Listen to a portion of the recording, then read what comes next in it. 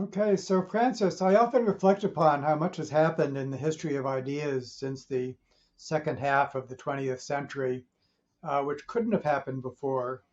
I think that's true for evolutionary biology, my specialty, and also for complexity, which is your specialty, and which, among other things, required just the advent of widespread computing before we had the tools to even think about or model complexity. And because you go way back on this topic, I'd love for you to begin with just your own story, personal story as to how you became interested in complex systems, and against the background of really historic development in ideas. I think in some ways, I think the Enlightenment is still in progress. And please just tell us your story against the background of these big ideas. Well, when I was in high school, actually, I already started thinking about these things, and I had even formulated what I call the generalized principle of natural selection, which is that evolution to variation selection is not limited to biological species, but that any system, physical, psychological, cultural, undergoes variation selection. So I had this very broad range of interests, but I didn't know very well what to study, and I settled on studying physics, basically for the reason that it was kind of the most difficult discipline. So I thought if I can do this at the university, I can take all the rest on my own. And that is more or less what happened. So I studied physics, theoretical physics, which is pretty hard, but then afterwards, if I was interested in psychology or in biology, I could do it on my own. But at the same time, when I started studying physics, I did it with a kind of a critical attitude in the sense that I was from the beginning skeptical about the traditional reductionist, deterministic, mechanistic worldview. Let's say what I call the Newtonian worldview. So at that moment in physics, there wasn't yet anything like complexity science. So I started looking outside of physics. And what I discovered that was closest to the things I knew was systems theory and cybernetics. So in systems theory and cybernetics, there was an attempt to make a more mathematical theory using some methods from physics, but without the assumption that everything is reducible to particles moving in space, the way the traditional physical worldview is. So it looked at systems, and these systems could be biological systems, social systems, cultural systems that were connected via inputs and outputs. That's, let's say, the systems theory point of view. And then cybernetics added to that the idea that these systems could be goal-directed, that they were kind of like agencies, that they weren't just passively receiving some input and transforming it into an output, that they were trying to reach certain goals.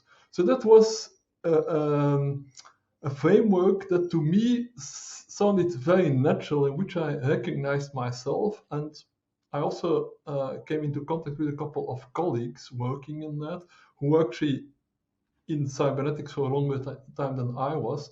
And in particular, I came in contact with two guys, Valentin Turchin and Cliff Joslin, who had started something. It was still in the very beginning stage that they called the Principia Cybernetica project. So the idea is cybernetics and systems theory, they have all these great ideas. In principle, these great ideas allow us to unify science. At least that was the idea of general systems. It should be a theory that applies to any kind of systems. But in practice, the domain is everything but unified. It's kind of a mishmash of all kind of different approaches, different kind of theories. So we wanted to, it was of course very ambitious, it was a little bit like the Principia Mathematica of Russell and Whitehead, where they tried to create a foundation for mathematics. So we wanted to create a foundation for cybernetics. We call this Principia Cybernetica project. And I must say we made some quite good progress in the sense that we made a website where we formulated the basic concept, the basic principles, and we organized it a little bit like a semantic network. And that was one of the first serious websites in the world. That's 1993, actually. So it had a lot of influence. So lots of people learned about these things from our website. But that's not yet what is conventionally known as complexity theory. So systems theory and cybernetics in principle are about complex systems, but in practice, without computers, well, the models you could make mathematically, they had to be pretty simple. So it's only in the 1980s that with the Santa Fe Institute, people started to model complex systems with computers. And that made me also see that the traditional cybernetics and systems paradigm lacked something. The traditional cybernetics and systems paradigm is kind of, you have a well-defined system and you have a control mechanism on top of that system. And on top of that control mechanism, you can have another control mechanism. So you build hierarchies of systems within systems. All very fine, but the assumption is that the system has a clear boundary, that there is this one system, and that system has particular subsystems. But what we now saw in this new paradigm, which is best called complex adaptive systems, and I think the guy who was most responsible for that is John Holland, who was also associated with the Santa Fe Institute, is that systems consist of agents, and the agents themselves are pretty simple, but if you put lots of agents together, they have all these kind of very complex behaviors. There are self-organizations, there are positive feedbacks, there are negative feedbacks, there are evolutionary processes going on, and that led to domains like artificial life, where you try to simulate a whole ecosystem of evolving organisms. So it was a very interesting approach to complexity that I would say complemented the one of cybernetics and general systems theory. Let me come in here. This is all great. I just wanted to drill down on a certain point before you continue, which is the fact that formal analytical models are both enabling and constraining. On the one hand, of course, they're so much more precise than verbal modeling. So they're a huge advance over verbal modeling, but they have to make so many simplifying assumptions that they end up being a de facto denial of complexity.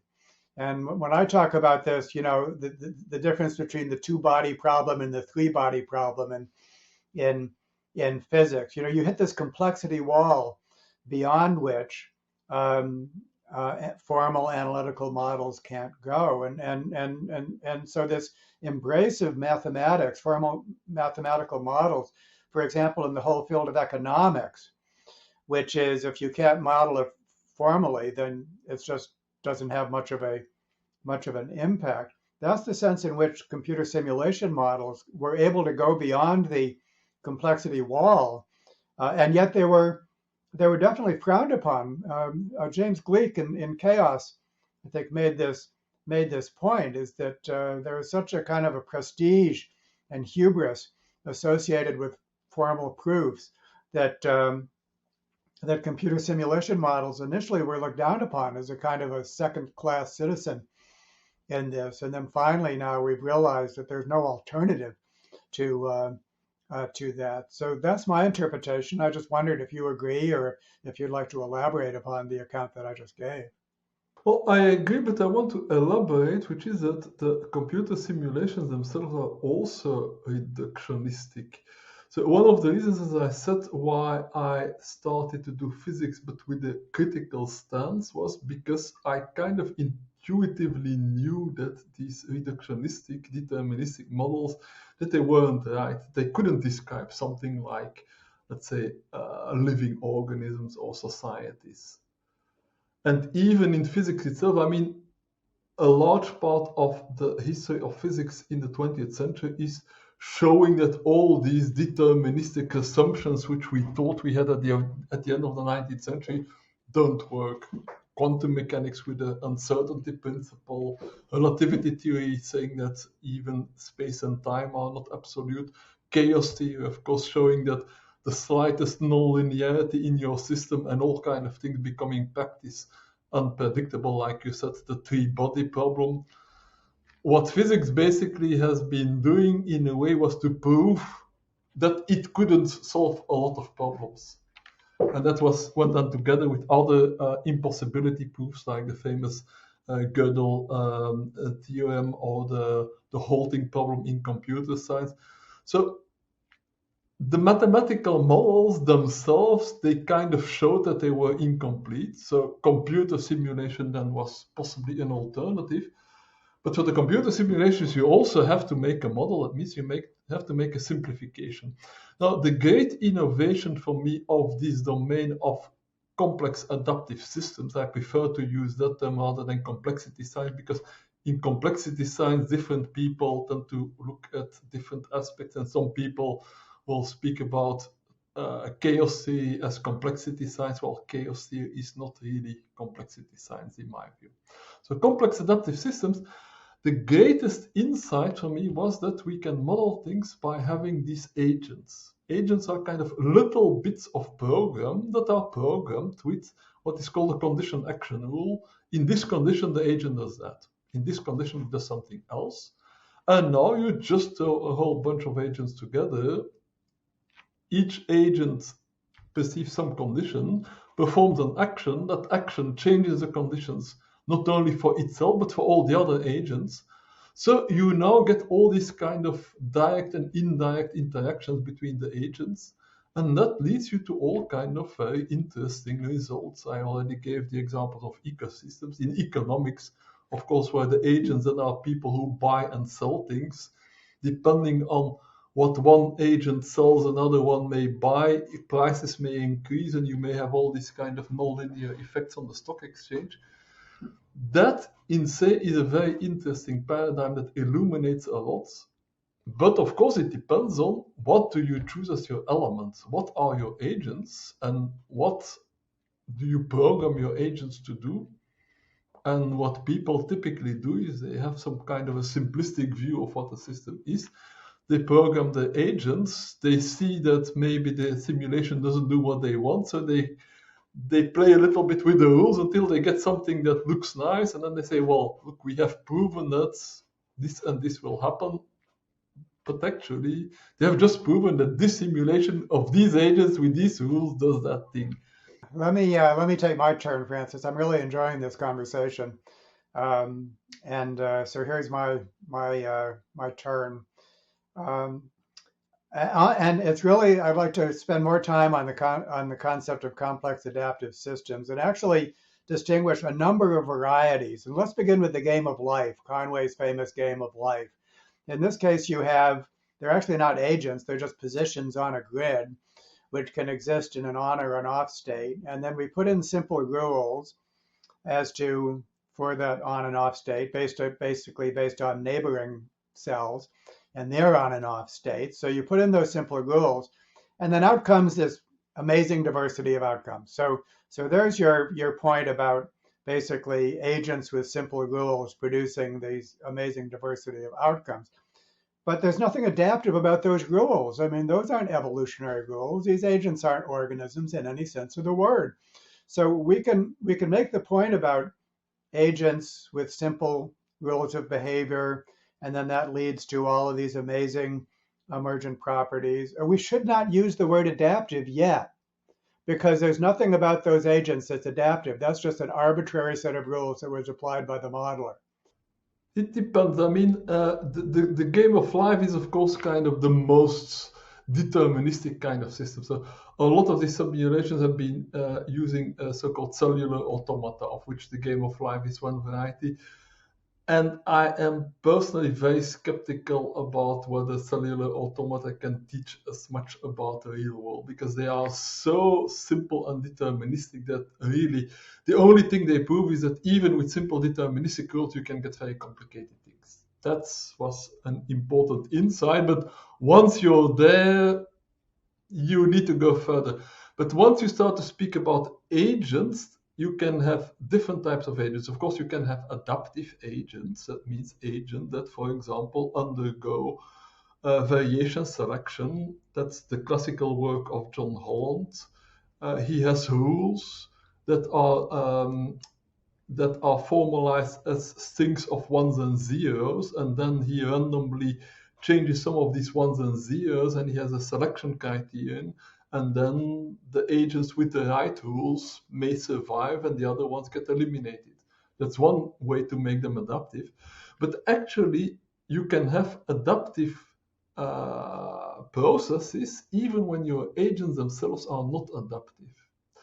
And that, for me personally, that's the most inspiring idea. That is that you put a number of agents in an environment, the agents can change the state of the environment. They can do things. For example, suppose you have an environment and there are different sources of food in there, and an agent can either eat a piece of food or transform it into a different piece of food or produce a piece of food.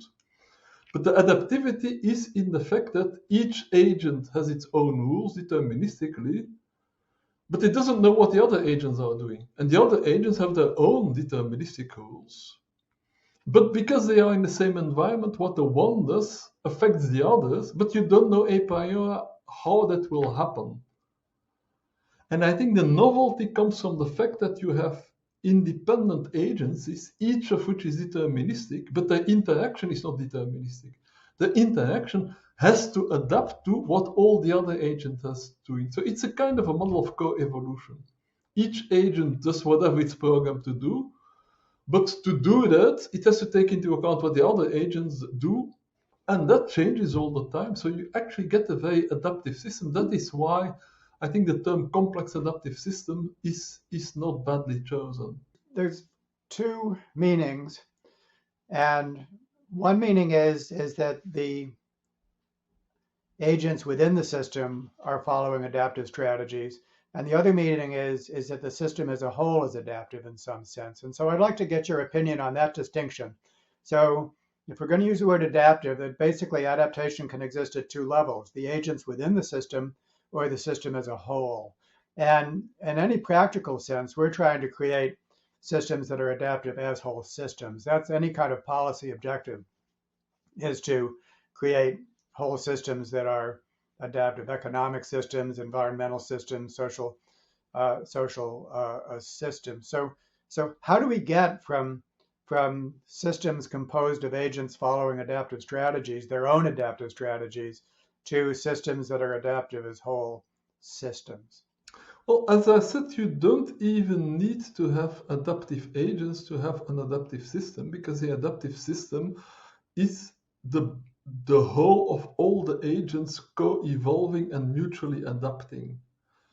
And one strategy that helps this whole adaptation, and that is I think one of the works that I'm most proud of. I have written several papers about it.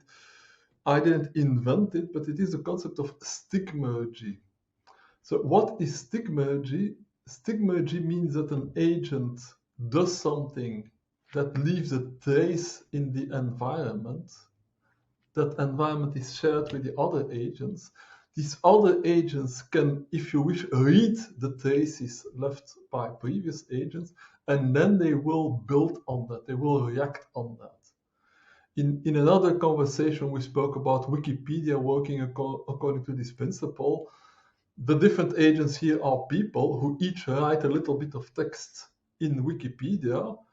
These traces remain in Wikipedia, they are public, and they incite other people to add something to that. But the same applies at all these levels, even with very simple, stupid agents. And the classic example are the ants that leave pheromone traces, and these pheromone traces then tell other ants what to do. Or the even simpler case, that was the one that gave the name of Stigma G, are the termite hills. Termites, when they built a cathedral-like termite hills, they just start by dropping a little bit of mud here or there. The mud contains pheromones, which attracts other termites, and those termites tend to add their mud where there is already most termites. So you get a positive feedback. The higher a part with mud is, the more termites it attracts. And it's again this principle of Stigma G. The trace left by the activity of one agent, one termite, incites other agents to add to that. Adding, in this case, it's pretty obvious, it's just doing more of the same. But in the case of Wikipedia, the adding means changing, correcting, whatever it is, the trace in the shared environment now provides a kind of a template that is constantly being changed by the other agents. And like that, you have a self-organizing system that can be very adaptive and very coordinated, even though the agents themselves are stupid. Yeah, and if we were to understand the mechanisms of development of a single organism in enough detail, we'd find something just like that. And this brings up the concept of the organism is really a central concept and metaphor, because with an organism, we have something which is manifestly adaptive as a whole system, and in which everything that makes it up is, of course, contributing to that adaptive whole, but in a way that is very distributed. As you've written, even the brain is very distributed. There's no homunculus within the brain. It's all distributed. And and what we want, of course, is to what we're working towards, especially with the Human Energy Project, is a concept of the noosphere, and ultimately the whole Earth is some kind of superorganism. But before we can talk about superorganisms, we really should get our idea straight about organisms, and that's our the master kind of a concept. So let's talk about um, organisms. And what you just said, you said this whole system can be adaptive without the agents being adaptive. Is that true for an organism? Could you make that statement for an organism? In what sense are the elements that make up an organism, the cells or the organs or the not adaptive in their contribution to the functioning of the whole organism? Well, of course, in an organism, the way we know it, the biological organisms, they are the result of many different evolutionary transitions where each time you started with a system that had some degree of adaptivity. So I'm not going to claim that the multicellular organism is only adaptive at the multicellular level. The cells themselves obviously are also adaptive. But let's make that a kind of a caricature or a simplification, and let's assume that each cell is purely programmed by its DNA. So it has a DNA program that tells it, if these molecules enter the cell, then you produce these other molecules to deal with it. In principle, that should be sufficient for the whole of the cell to coordinate. And in my view, the critical term here is coordination. Each agent is capable of adaptive action. The agent itself does not need to be adaptive in the sense that it changes its rules, but the agent is adaptive in the sense that if something changes in the environment, the agent will perform some action that makes the action that the agent appropriate to the environment. So the problem is, if you have lots of agents that each perform these actions, how do you coordinate them? And I distinguish two forms of coordination. The one I already described, that's the Stigma G1. The Stigma G1 is just, you have this common medium, you drop signals in that medium, everybody can read them, and whoever wants to react to what you have put in the medium can do so. The equivalent in the multicellular organism would be hormones. Like a cell has some kind of a problem, it is programmed to, in this form of stress, to release a certain type of hormone. That hormone goes to the bloodstream. Other cells that are specialized in reading that kind of hormone now will react by maybe releasing some other chemicals, or maybe they will change some of the activities. Maybe your heart rate will go up, you will start sweating, all because of this one hormone that was deposited in the bloodstream. That's one way of coordinating the activities. The other way, and that's the more sophisticated way, is the one we find in the brain. In the brain, one neuron, if it has, let's say, some kind of a problem, instead of depositing just a neurotransmitter that everybody can read, it will send a signal to particular other neurons it's connected with. Then you get a network, And in the network, of course, you want that the right signals go to the right agents. And then you get this difficult problem that people in neural network theory are trying to solve. How do you get that network to self-organize so that it becomes effective in the sense that all the neurons together collectively are solving these difficult problems that single neurons cannot solve? So we know a number of algorithms that do that, of which the most basic one is reinforcing whichever connection worked, meaning that did something that you wanted.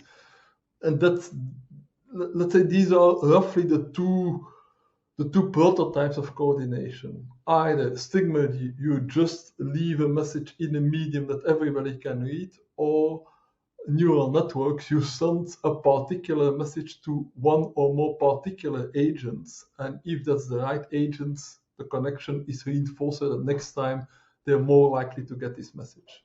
So let's bring this to the noosphere, the concept of the noosphere. Maybe you could just define the noosphere for us, and also kind of update Teilhard. There was his vision, and then there's where we are today. And it doesn't have to be exactly the same. Nobody is clairvoyant.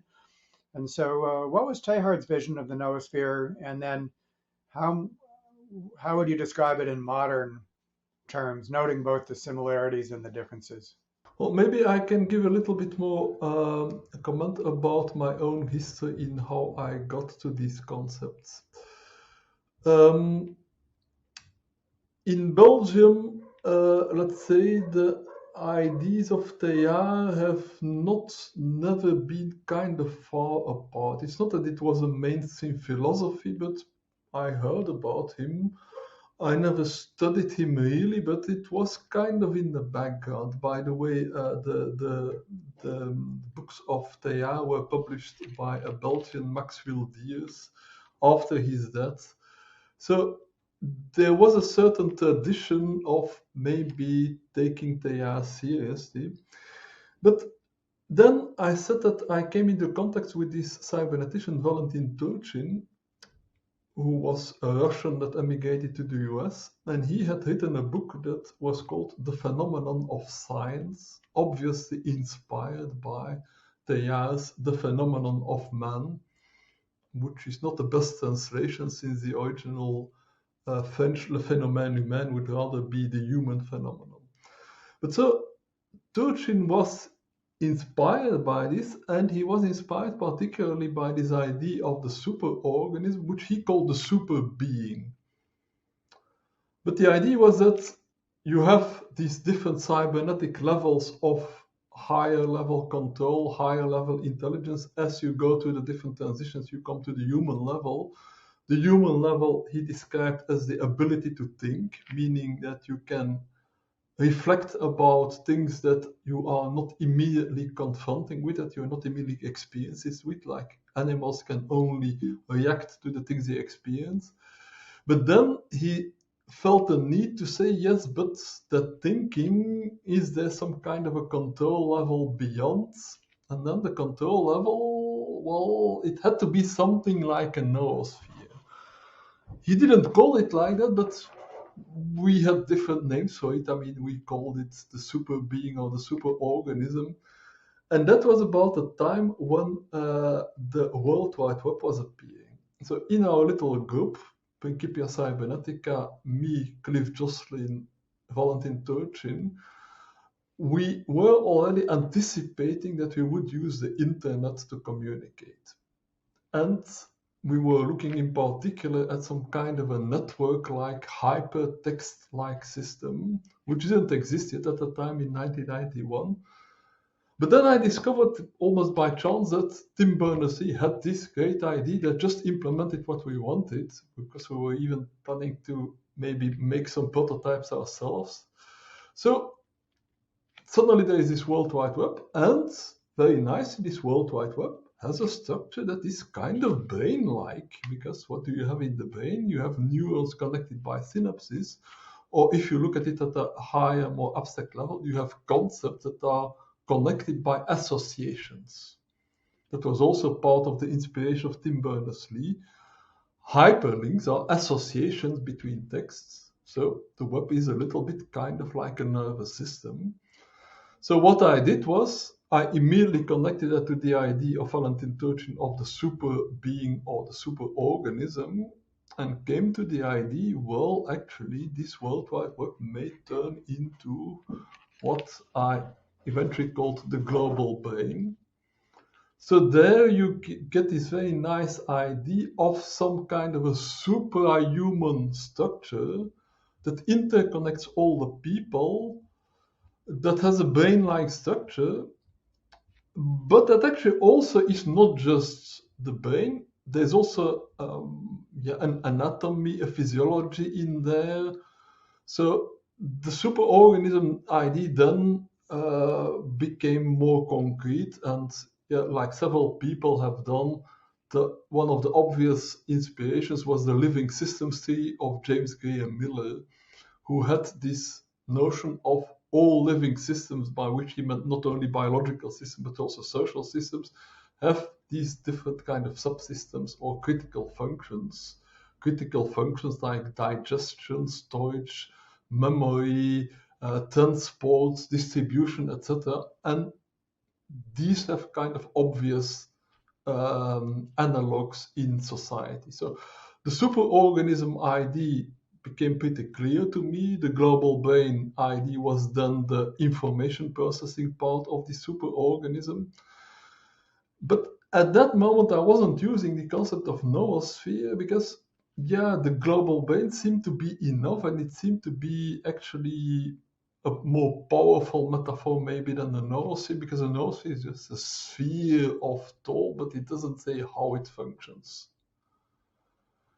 But then later, that was the work I have been doing with Shima, I came to the conclusion that within this global brain, there are kind of two levels. There is you might say, the anatomical level. There are all the different computers that are connected via links, and information is sent from the one to the other, very brain-like.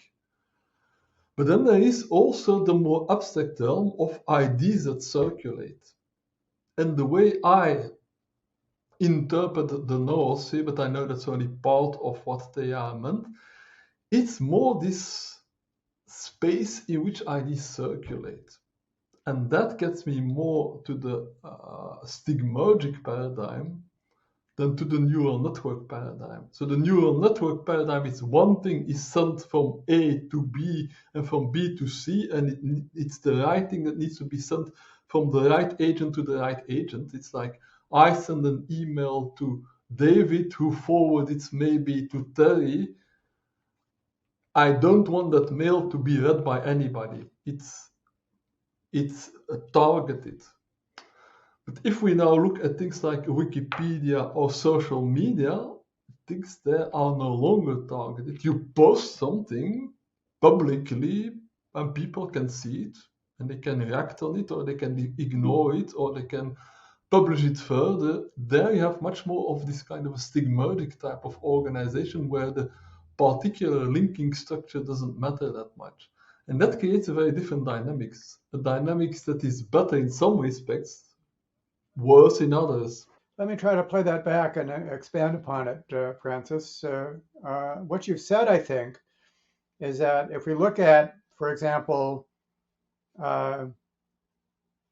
non-human organisms and superorganisms, you see two different kinds of organization at play: Stigma G and neural networks. So they both contribute to the organism functioning as a whole.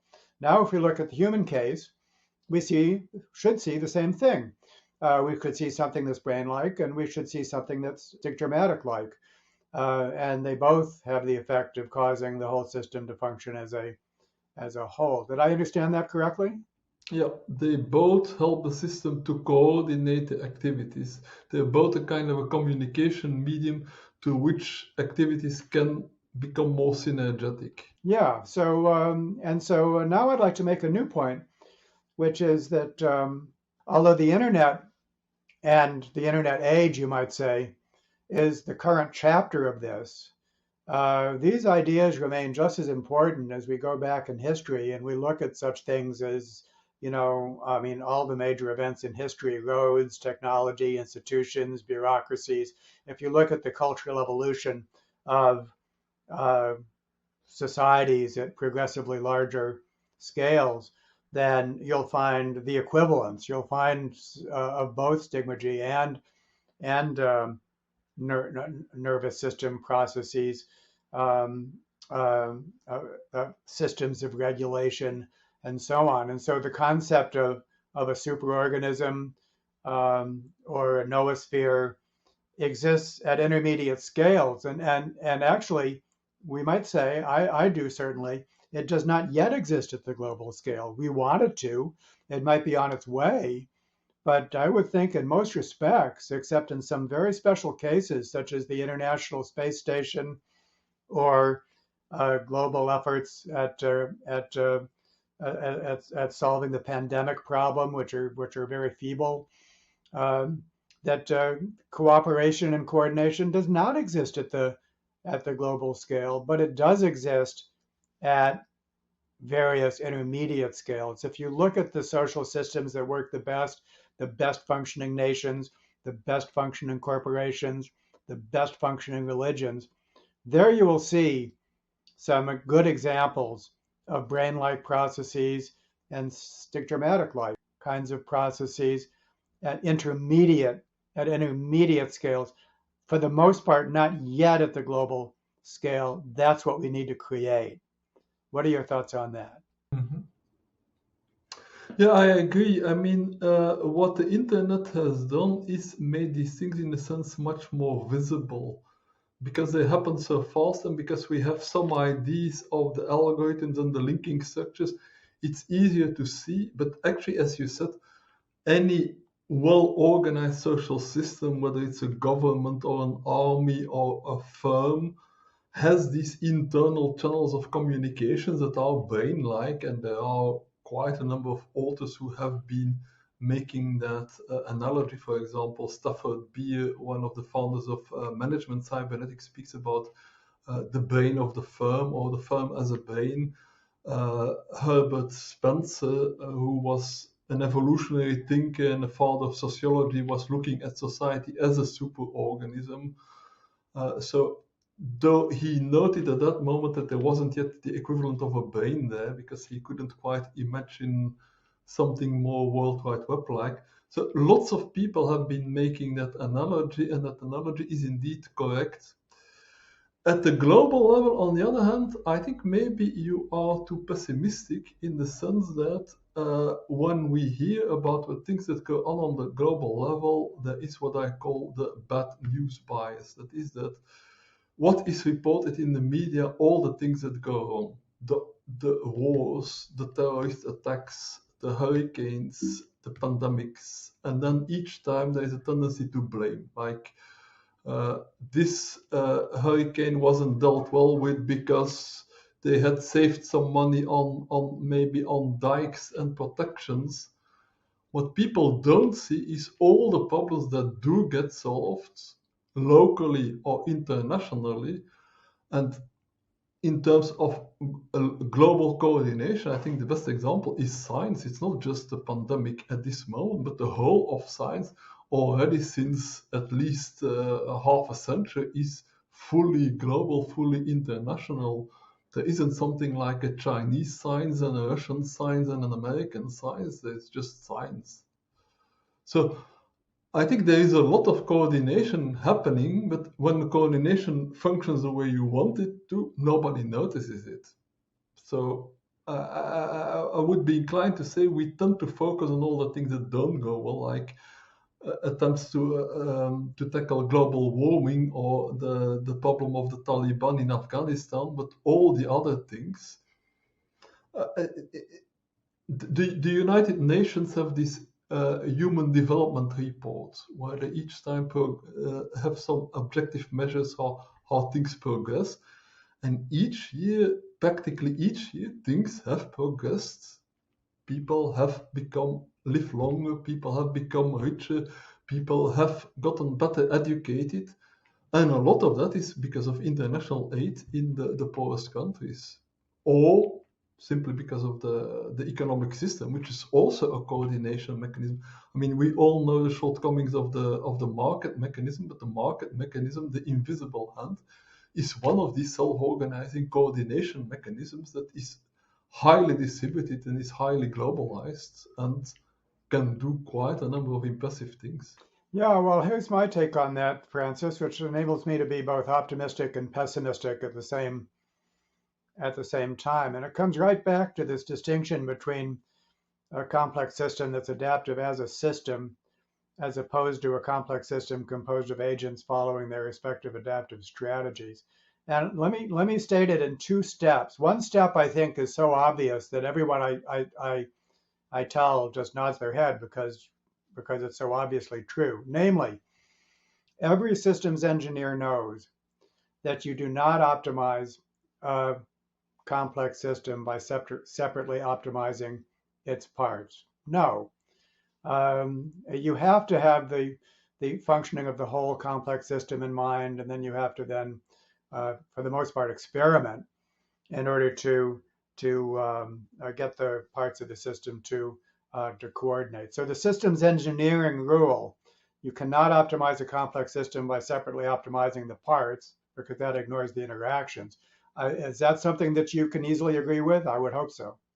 Well, I agree with the idea that you cannot optimize the whole by optimizing the parts. And actually, one of the things I remember from our Principia Cybernetica project was we made a dictionary of cybernetics and systems, which was not so much our work, but we collected different definitions. And one of them is called the principle of sub-optimization. And it's not very well known, but it says exactly that. Optimizing a subsystem in general does not optimize the whole system. But I want to take issue with what you seem to imply, which is that the engineer needs to optimize the whole. That means that the engineer would have some kind of a what is called a utility function for the whole and would start from that. The problem is that the whole is usually much too complex to optimize in this way. So you need mechanisms of self-organization, and for me the most effective mechanism of self-organization is still local. So the idea of self-organization, the definition of self-organization that is most commonly used is global order from local interactions. So the global order means you get some kind of a coordination at the global level. It's not necessarily an optimization because you can't really optimize anything that is non-trivial, but it is the creation of a regime that functions pretty well at the global level from local interactions. And local interaction is this idea of the different agents mutually adapting to each other. So that's also one of the lessons of the complex adaptive systems. No agent knows the whole system. But the agent knows its local environment. It knows that if it performs certain actions in that local environment, it will get in trouble with other agents, and therefore it experiments until it finds a way that doesn't create trouble in its local environment. But the same applies to all the other agents in that environment. They all try to find a way of dealing that doesn't get them in trouble with their local environment. But if you take the local environments of all these agents, you have the whole environment, because you go from agent to agent, and what's my neighbor is for you your second neighbor, and is for another one a third neighbor. But in the end, if all the neighbors adapt to each other, the whole system is adapted. Now, I don't say that this mechanism will always avoid the global problems, but it's a mechanism that is most commonly used in nature. This local adaptation that then propagates to the global level. Yeah, so again, I agree with you, Francis. We're still on the same page. The idea that we can't just optimize the complex system in some top-down controlling engineering sense. And the way I would put the way to do it would be constant experimentation, because the whole system is so complex. Basically, you have to try out experimenting with the component interactions, but then you always have to be assessing it at the whole system level. So there's some process in which your selection of the lower level processes has to be based on its effects on the whole system. There has to be some system level criteria for what you select or for what gets selected at the lower levels, and that's in fact what takes place in a practical sense with any kind of complex systems engineering. You're always modeling the system, or you're actually experimenting with the system, but what you end up adopting or failing to adopt is based at the consequences at the whole system level. How could it be otherwise? So system level adaptation requires system level selection, and of course that involves um, um, a variation selection at the level of the components of the system. Would you agree with that characterization?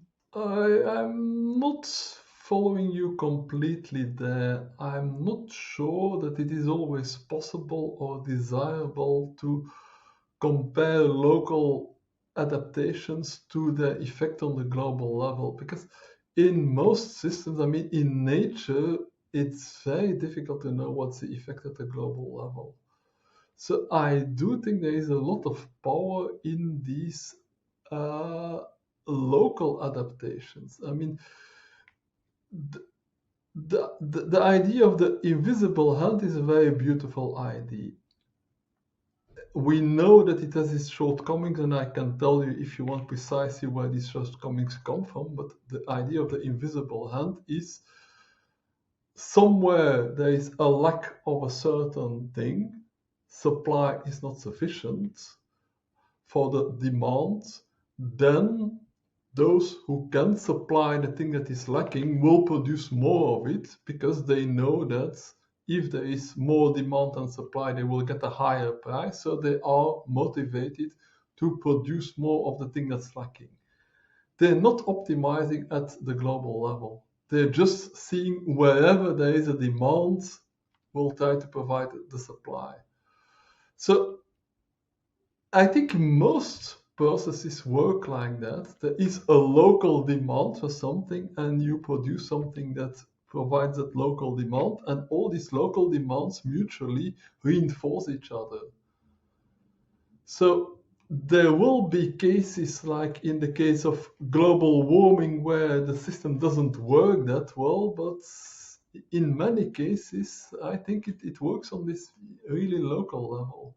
Yeah, so Francis, I think we're actually zoning in on an important difference of opinion between us, which is a good thing because I think we having identified it, we can maybe come to a resolution on it. If not in this conversation, then over the longer term. But first, let me speak as a biologist, which is my home um, territory, and then state the equivalent for human systems. I think that in nature, uh, the concept of an organism, adaptation, or superorganism, is actually quite limited. We know that organisms are organisms. We know that beehives are organisms. We know that some ecosystems are organisms, such as uh, microbiomes. But very quickly, you enter a region in terms of such things as ecological communities or even social systems that do not qualify as organisms or superorganisms. For example, you get primate societies that are just plain despotic in human terms. The bad guys won, and they just bully everyone, and that's the way it is. Okay, or an ecosystem that's just it's a basin of attraction. It's a configuration of species that's stable. It does not work well at the ecosystem level, just stable. So nature, a lot of nature is like that. Does not deserve the term uh, organism. Nothing adaptive is taking place except the war of all against all in some sense. Suffering is everywhere. The Buddha was right. Life is suffering, and suffering is caused by craving and and um, and desire. So to be able to see the disorder in nature, in addition to the order of nature, is something that's very important. Now, when we move to human life, I think we see much the same thing. We see definitely organization, and that organization does extend above the individual level for sure. And so we do have societal superorganisms, but we pass a point in which a threshold in which what we see does not deserve the term superorganism or adaptation at that level. We see agents conflicting and competing with each other. We see despotism. We see basically a world of suffering caused by craving and desires colliding with each other. And there's no invisible hand to save the day there. No invisible hand. The invisible hand is profoundly untrue that agents pursuing their separate adaptive strategies somehow miraculously function well as a whole system. My claim is that system level selection is required, just as with systems level engineering. And that when you get that, then the invisible hand does apply, that when a system has been selected as a system, it is indeed the case that the elements within that system do not have to have the welfare of the whole system in mind. And the whole thing miraculously comes together as if led by an invisible hand. But that invisible hand was a process of system level selection. That's my position. And so we're not going to resolve it during this meeting, but I'm really happy to have kind of clarified it. And if we disagree, then I look forward to continuing the conversation. Actually, by you stating it like that, I thought maybe of a solution. I wanted to introduce the research we are doing now that is funded by the Templeton Foundation, which is called The Origins of Goal Directedness. Because I just had an idea how this approach in this project may bridge the gap between what you say whole level, global, whole system selection and local selection, which is that the starting point of the project is that if you have a number of reactions, and reactions are, you might say, simple agencies, very simple agencies, where an agency is something that if this is the case, then you do this action. If this is the case, then you do this action. If you model that like chemical reactions, but they don't need to be chemical, it can be anything that gives you an A plus B gives a C plus D. It turns out that if you throw enough of these reactions together, they tend to form a so-called chemical organization, which is a self-maintaining whole. Self-maintaining means that anything that is consumed is produced again. And that leads us to the important concept of autopoiesis. So for me, of all the definitions of life or organism that I've read, I think the autopoiesis one is still the best one. An autopoietic system is a system that produces itself and in this way closes itself off to some degree from the environment. It creates its own boundary by having its internal logic of reactions producing reactions that close in on themselves. So it's a kind of a generalized cycle. What the A's produces B, that in turn produces A's. It's a cycle, it's the thing producing itself. So that is one way to define an organism. But now the closure, and now we come to the tricky part, the closure is what distinguishes the inside from the organism from the outside. That means everything happening in the environment. The closure is not a thermodynamical closure. Obviously, to have a living organism, some food must get in and some waste must get out. And then the question is, where are you going to draw the boundary? Now, in chemical organization theory, which is a mathematical formalism, you can define that mathematically. You can say, this is an organization, this is the boundary, these are the things that are outside it, these are the things that are inside it. But organizations can be contained in other organizations. So you can go to a bigger organization, to a smaller organization, And you can go, let's say, first from a smaller organization to a bigger one that encompasses it, and then from the bigger one again to another smaller one, which is not the same as the one before. So in principle, you can have an almost continuous evolution, step by step, where you go from one organization that contains certain components to another one that contains almost the same components but not quite, to another one which contains almost the same components but not quite. And if you do this for several steps, you have a process of evolution that may lead you to something that's very different from what you started out with.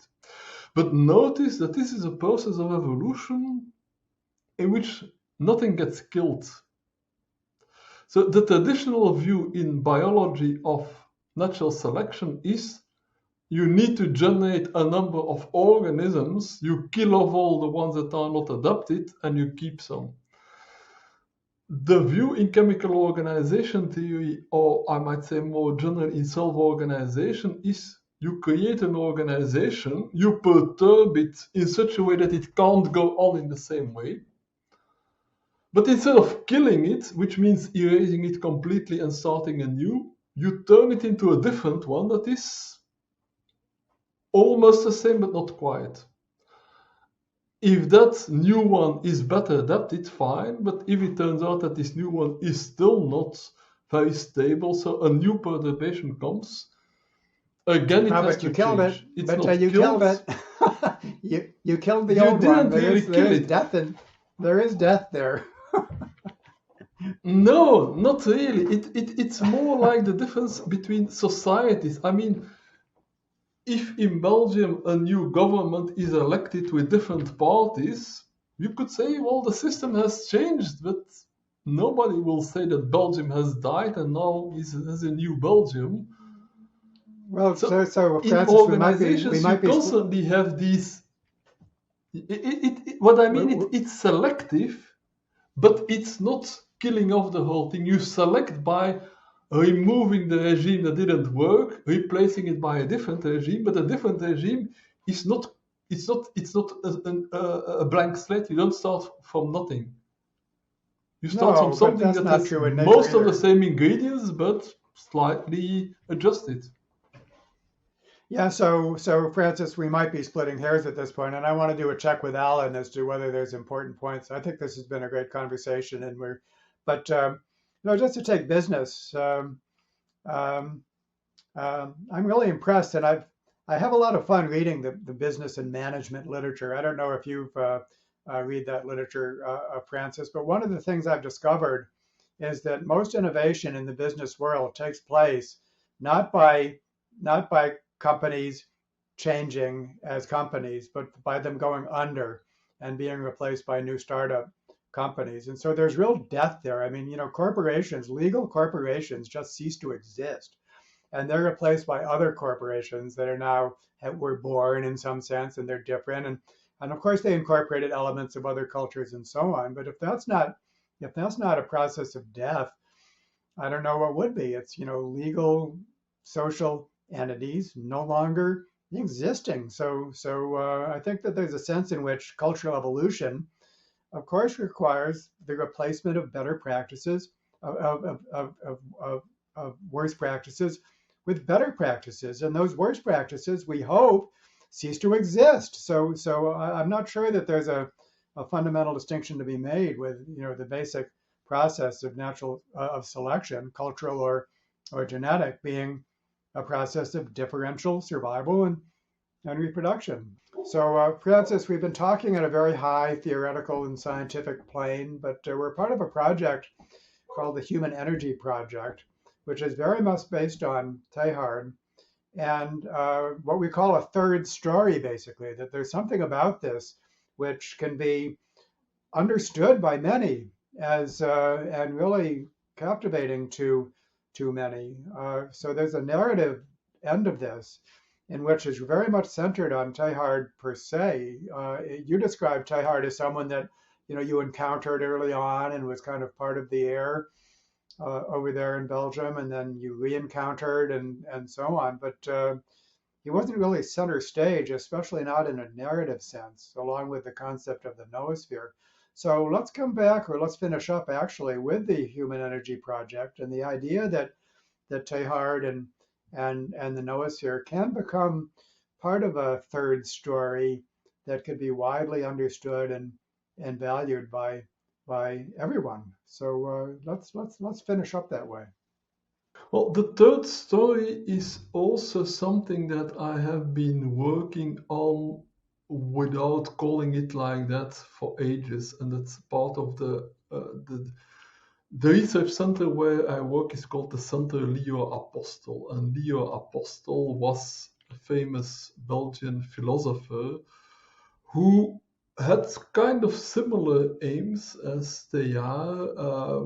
I think he probably even was inspired to some degree, though his background was different. And he wanted what he called an integrated worldview. So the idea is science has kind of fragmented into disciplines and subdisciplines. The older worldview from the religions don't give answers anymore to our big questions. So what we need is a worldview that gives meaning to life, that tells us what our position is here in the universe. So Leo Apostel defined the concept of a worldview with 6 components. I'm not going to give them here, but that in essence are about creating meaning for life. And creating meaning for life, why do we need a third story? It's because the second story of science, it's not meaningful in the sense that it tells you that the universe just follows some laws that just happen to be there. We don't know why. And it's all like a clockwork. It's just running, and yeah, you don't have anything to do with it. It doesn't go in anywhere particular. Or in the newer versions of the scientific worldview, it's all very random and unpredictable and chaotic. So there is no sense of direction. And what the third story should do is give us the sense of direction. And the sense of direction, we don't want to go back to the first story, where the first story is the traditional religious story where God has some kind of purpose for the universe. And the story is that we are just fulfilling God's design. We don't want to go to that either. We want to go to a worldview where there's both a sense of direction, but there is no predetermination.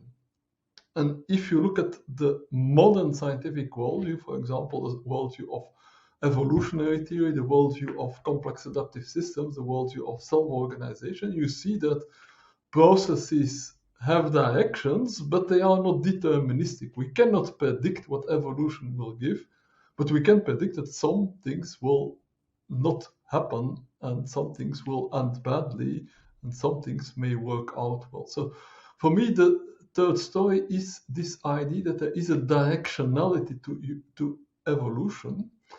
And they are formulated that in a pretty simple way. That is his law of complexity consciousness. He says that during evolution, complexity increases, something which I think most people would kind of intuitively agree with, although some evolutionary biologists are skeptical about that. But the second one is even more interesting. It is that consciousness would increase. But then, of course, you need to define what is this consciousness. And just recently, I read a paper by a biologist called Michael Levin, who formulates an idea that's actually very similar to my own idea in that respect. That is that if you go up in evolution to more and more sophisticated organisms, and then you look at their horizon in space and time, that's to say, the things that they can either remember or imagine or perceive to be things that have happened or could be happening, as you go from a bacterium to a multicellular organism to a simple animal to a human, that horizon expands. So we become more and more aware of things that are happening or may be happening, not in our immediate spatio-temporal neighborhood. We become more and more aware of things that may be far removed in time and space. And that could be a simple interpretation of this law of growth of complexity. the field of complexity, that means the things you can be conscious of, tends to increase with evolution. And there's a good reason why that should be. That is that evolution is based on natural selection. Natural selection means fitness, means the ability to deal with all kinds of problems and challenges. And the wider your horizon is, the better you can see any possible challenges coming, the better you will be ready to deal with the difficult ones and to protect yourself of them. And the better you will also be ready to deal with the positive ones, to exploit the opportunities. So I think this view of the superorganism is telling us that we should expand our horizon of consciousness from the individual human to the level of humanity as a whole. That will create complexity because a superorganism is more complex than a simple organism, but that will also increase our consciousness. For example, now we are conscious of what's happening in Afghanistan. 100 years ago, that would never have happened. Now, we should, of course, be careful not to just say that the wider the spatial range, the more conscious we can be. Very much aware of things happening in Afghanistan that are not at all relevant to the future of humanity. So there is, of course, also the quality of the consciousness, which is something I have also been doing research upon, but which is a little bit more difficult to explain in a few words. But I think we can unmistakably say that evolution goes together with this increase of complexity, that we go from organisms to superorganisms, and the increase in consciousness, in the sense that we become aware of more and more things that are not immediately in our personal neighborhood. Yeah, that's great, Francis. That was very eloquent. And let me add my own perspective on that from the standpoint of evolution. Um, and going all the way back, basically, to pre-Darwinian notions of evolution, such as Herbert Spencer, who you've already mentioned, were of course progressive. And this is part of the Enlightenment movement. We get people like Auguste Comte with his Religion of Man, and Herbert Spencer, and these were all more or less secular worldviews that were very value laden. We're functioning as worldviews, we're functioning in the same capacity as religion. And then came Darwin and Wallace, and this amazingly simple concept of variation, selection, and replication as the mechanism of evolution. And with the rediscovery of Mendel's work, that led to a period of evolutionary biology and theory, which we could look back upon as being amazingly constricted, that all the purpose was drained away from evolutionary theory. Now it was just organisms vary and only the immediate environment does the selecting. And so the whole study of evolution went away from Teilhard's vision. And Teilhard's vision was one in which he saw it as a metamorphosis of the Christian religion. Evolution as a metamorphosis of the Christian religion. And then what we can say now, which I think is so exciting and amazing, that by going back to basics, as I put it, and seeing Darwinism as any process that combines the ingredients of variation, selection, and replication, which I think is how you began this conversation.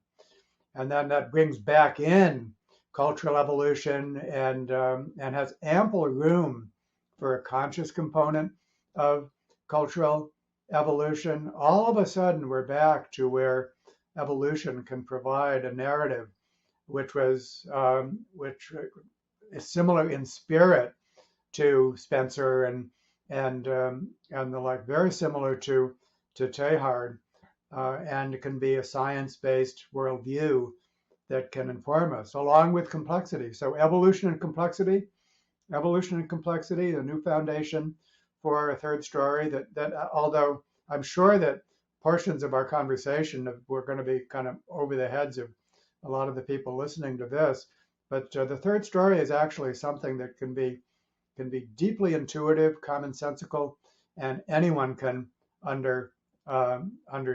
And so I think that's I'm so happy to be a part of that to the best of my ability. I wanted to maybe add an argument for this progressive evolution. It's an argument that I developed in a paper more than 20 years ago, which was quite well cited. And by way of anecdote, my collaborator Shima, she discovered that paper when she was making her PhD, and that's what brought her to come and work with me.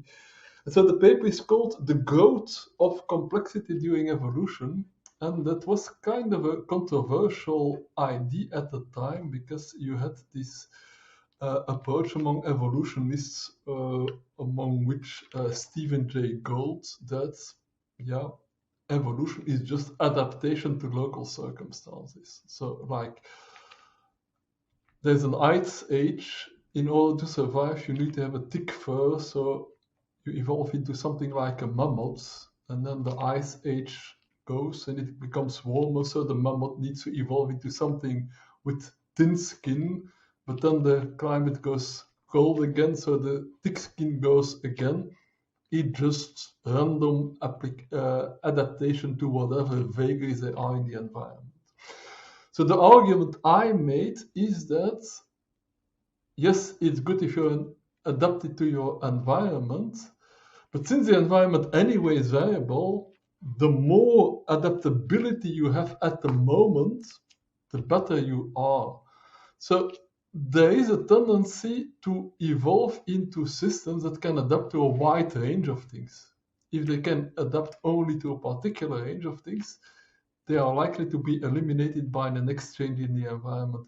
So this increase in the range of things you can deal with, that's something that can be expressed even in the form of a cybernetic law. It's called the law of requisite variety.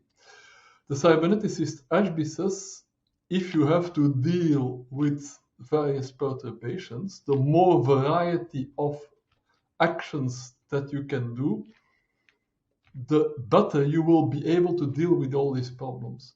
So there is, you might say, a selective pressure for living systems to increase the variety of things they can do.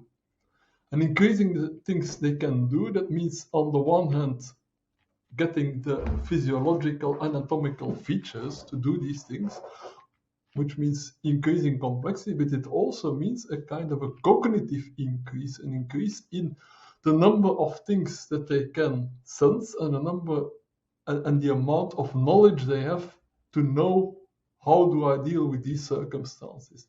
So the selective pressure is to increase the range of challenges you can deal with, and that is a progressive evolution. There is no doubt about that. The example I gave, suppose that you have two systems, one that can deal with situation A, B, C, and the other one can deal with situations A, B, C, D. Well, as long as the situation is A, B, or C, they're both equally good. But the moment that the situation changes into D, the first one gets killed off and the second one remains.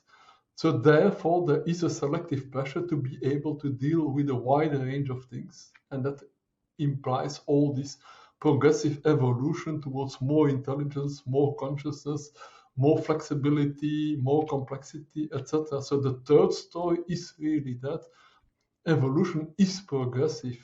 We learn to deal with a wider range of situations.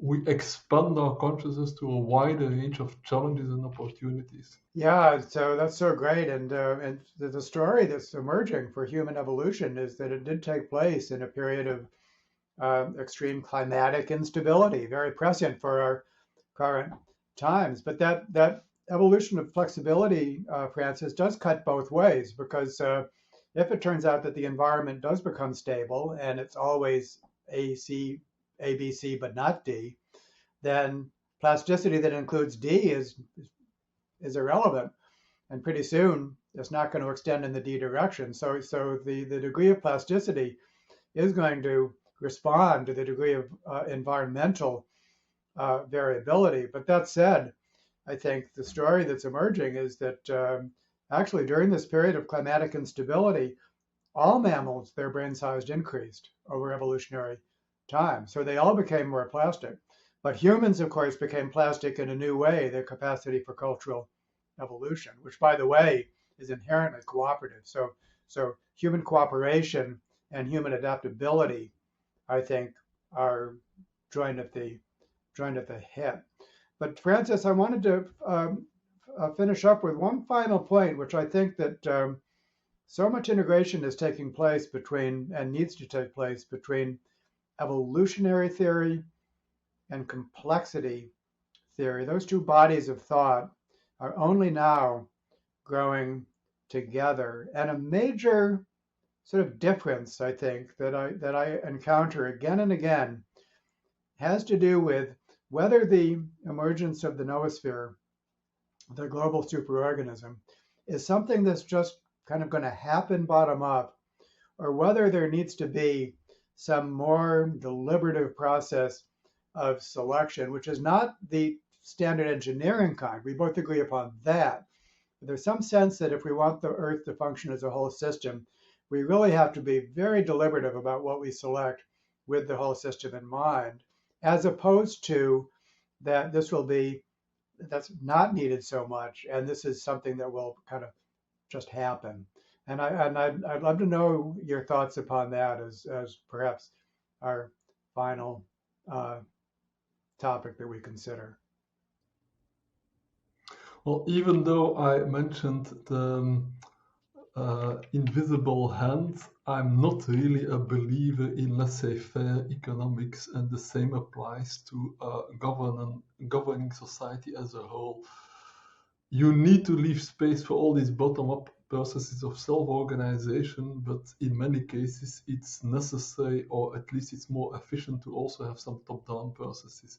The point is that these top-down processes, you have, as you said before, you have to be able to experiment. You should not assume like we know best, that's the way we are going to organize society, that's the way it's going to work.